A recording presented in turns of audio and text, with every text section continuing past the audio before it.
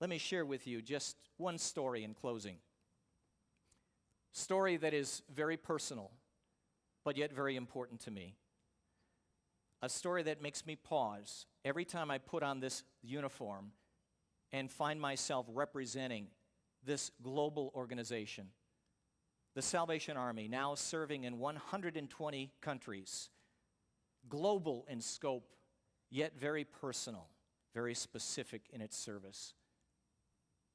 Every time I represent the Salvation Army, and every man and woman in this room who puts on the Salvation Army uniform, or every staff person, every advisory board member, every volunteer and every donor who comes alongside of us in our effort, needs to know the impact that you have on lives.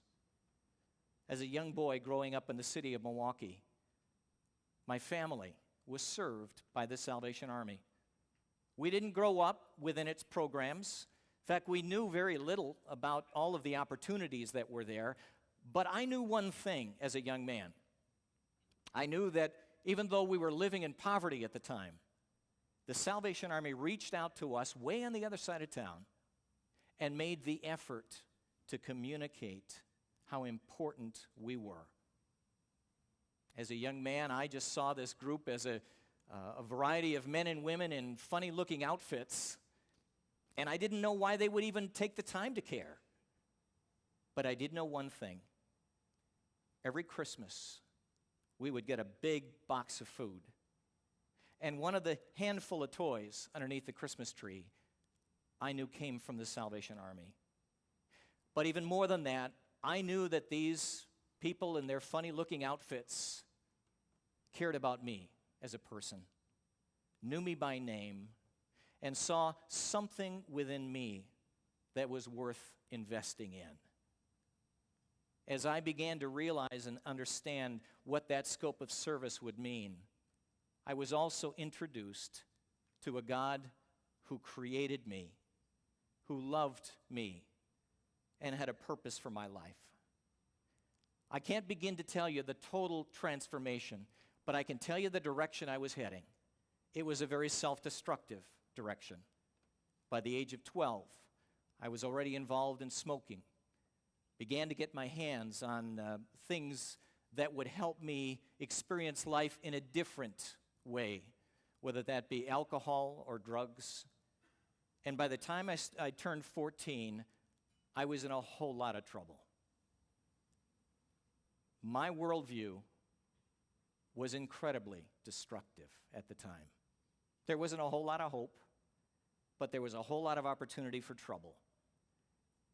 The men and women of the Salvation Army showed me something different. Part of the reason that I stand before you tonight is in gratitude to those men and women who represent this organization to me and made a difference in my life, but even more so, those men and women, those volunteers, and those donors who made those gifts possible so many years ago are the ones that I now look out among this crowd. Because I don't know who made it possible for the moments of transformation that occurred in my life, and I can't go back in time to be able to thank them. I have to look out today, and I look at each one of you, and I have to say thank you to you. Thank you on behalf of the boys and girls that have a place to go, a safe opportunity to be able to discover some new skills in music or athletics or creative arts.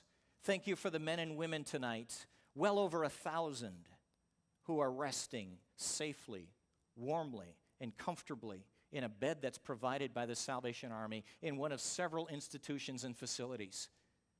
Thank you for the families that are now looking forward to a fresh start in a new apartment or a new home because of our caseworkers that are able to serve their needs. Thank you for those who are going to be applying for a job even yet tomorrow because they now have been retrained with new skills and given the opportunity to know how they're going to be able to interview with a positive self-confidence and a sense of worth because the future is now brighter. I could go on, but time will not allow. But I want to leave you with this tonight. Your efforts on behalf of your neighbor will always be multiplied over and over again when it's done sacrificially and for the sake of their betterment. I'm honored to represent the Salvation Army, not because this is the organization that I've committed my life to, but because I've seen the impact and I'm privileged to continue to see it every day. And it's all made possible